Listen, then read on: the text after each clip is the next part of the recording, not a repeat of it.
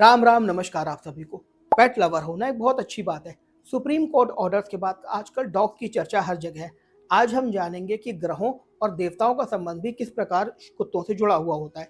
ज्योतिष के अनुसार ऐसे कई प्लैनेटरी कॉम्बिनेशन होते हैं जिनके कुंडली में होने पे आप पर्टिकुलर कुछ पेट्स नहीं पाल सकते।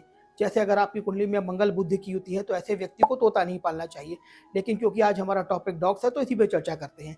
जन्म कुंडली में अगर पहले भाव में केतु हो या सातवें भाव में वृश्चिक या मेष राशि का केतु हो या कुंडली में केतु बहुत ज्यादा खराब होकर बैठा है तो ऐसे व्यक्ति को कुत्ता कभी नहीं पालना चाहिए। हालांकि वृश्चिक राशि में केतु उच्च जैसा रिजल्ट देता है।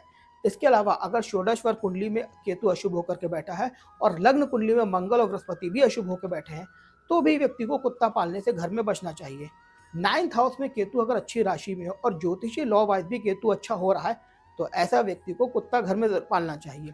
लेकिन एक बात सबके लिए कॉमन है, हर व्यक्ति को स्ट्रे डॉग्स की जितनी हो सके सेवा और भोजन पानी की व्यवस्था जरूर करनी चाहिए।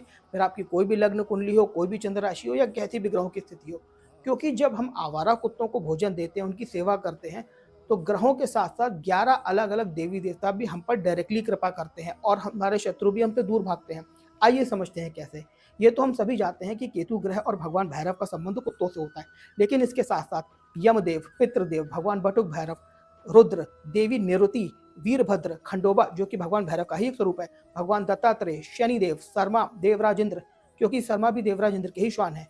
इसके साथ साथ यम देवता का मां का अनुसरण करने वाले शाम और शबल नामक श्वान, इन सभी का संबंध स्ट्रे डॉग से होता है।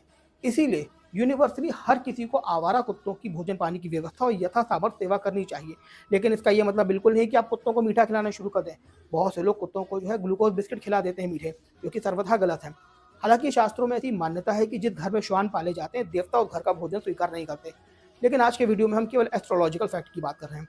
लाल किताब में बताया गया है कि कुछ ऐसे योग होते हैं जब एक ही दिन में सुबह सूर्योदय से लेकर सूर्यास्त के बीच में 108 कुत्तों को भोजन अवश्य देना चाहिए।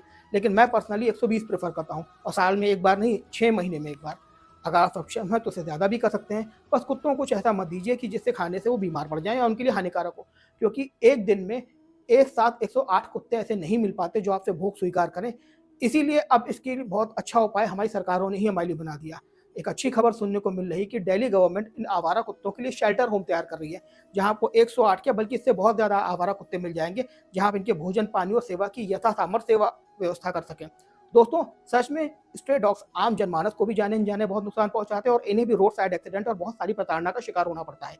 इसीलिए मेरी ईश्वर और हर स्टेट की सरकार से प्रार्थना है कि इन आवारा कुत्तों के लिए देश के हर राज्य और हर जिले में शेल्टर होम बनाने की उचित व्यवस्था जरूर करें।